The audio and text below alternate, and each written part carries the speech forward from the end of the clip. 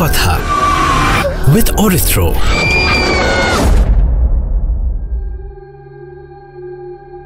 এই দুর্গে যুদ্ধের সময় অনেক সৈন্য নিহত হয়েছে, বিশেষ করে যাদের মৃত্যু ঘটে অসুস্থতা বা অন্যায়ের কারণে। তাদের আত্মা আজও এখানে ঘুরে বেড়ায়। সমীক্ষা বলে বিশ্বের 510.1 বর্গ কিলোমিটার স্থলভাগ জুড়ে 800 কোটি শরীরীদের বাস। কিন্তু সেই শরীরীরা যখন পরিণত হয় অশরীরীতে, তাদের মধ্যে সবাই কি ত্যাগ করতে পারে পৃথিবীর মায়া? যারা পারে না তাদের এবং তাদের আস্তানার খোঁজেই থাকে অরিত্র ভূত কথায়।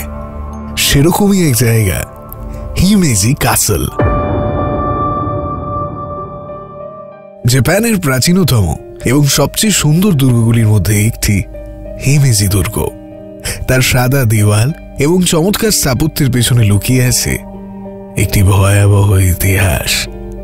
হিমেজি দুর্গের নির্মাণ শুরু হয় 1410 সালে। এই দুর্গটি বহু যুদ্ধের সাক্ষী, যেখানে অনেক সৈন্যের মৃত্যু ঘটেছিল। স্থানীয় মানুষের বিশ্বাস এই দুর্গের দেয়ালগুলোর ভেতর অনেক অশরীরী আত্মার উপস্থিতি রয়েছে। অনেক দর্শনার্থী দুর্গে এসে রাত্রির অন্ধকার গলিগুলোতে অদ্ভুত সব আওয়াজ শুনেছেন।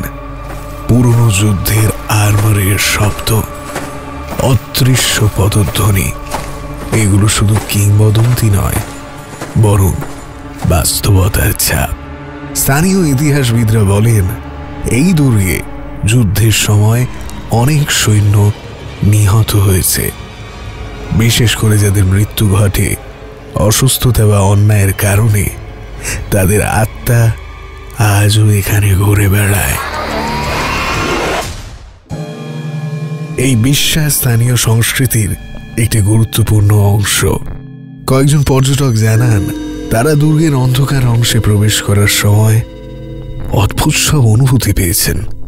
অনেকেই বলেন তারা অনুভব করেছেন সেখানে একটি অদৃশ্য শক্তি তাদের চারপাশে ঘুরছে।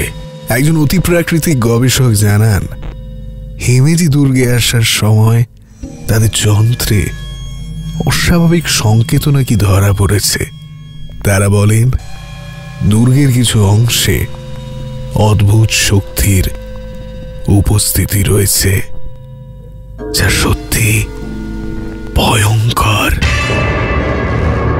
হিমেজি দুর্গের এই একাকী রাতগুলোতে অতীতের ভয়াবহতা যেন ফের জীবন্ত হয়ে ওঠে। এখানে সময় থেমে গেছে, কিন্তু অতীতের কাহিনীগুলো এখনো মানুষের মনে রয়ে গেছে। এই দুর্গের প্রাচীন নিদর্শনগুলোতে ভূতের কাহিনীর সাথে সম্পর্কিত অনেক তথ্যও পাওয়া যায়। স্থানীয় সম্প্রদায় এই কাহিনীগুলোকে সযত্নে ধরে রেখেছে এবং সেগুলো তাদের সংস্কৃতির একটি বড় অংশ হয়ে উঠেছে। হিমেজি দুর্গ ইতিহাসের গূঢ় রহস্য এবং ভৌতুড়ে কাহিনীর কেন্দ্রবিন্দু। এটি শুধুমাত্র একটি স্থাপত্য নয়, এটি একটি কিংবদন্তি, এটি একটি ভূতের গল্প। হিমেজি দুর্গের গল্প শেষ হয় না, বরং শুরু হয় নতুন এক অধ্যায়।